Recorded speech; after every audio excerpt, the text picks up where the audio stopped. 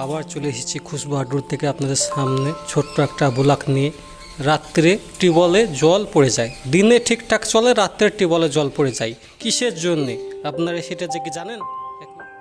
এতক্ষণ যে জিনিসটাকে দেখলেন, এই জিনিসটার নাম হচ্ছে বেস প্লেট। এটাতে চেক ভলের অসার লাগাতে হয়। হাতে যেটাকে দেখছেন এটা চেক ভলের অসার। এটা চেক ভলের অসার ঠিকঠাক না লাগালে পানি থাকে না। এটা দেখেন, ওইটা ভুলভাবে লাগানো আছে। দেখেন এটা হচ্ছে সঠিকভাবে লাগানো। আমরা এইভাবেই লাগাই, এরকমভাবে লাগাইলে পানি থাকবে না।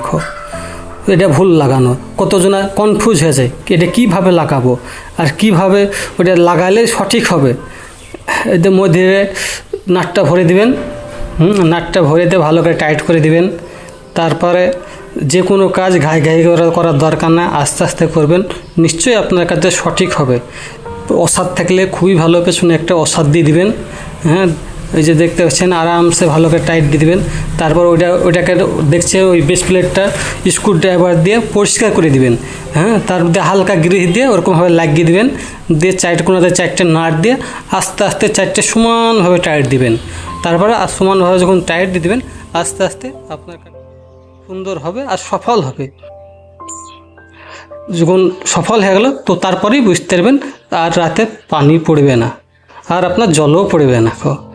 আশা করি বুঝতে পেরেছেন।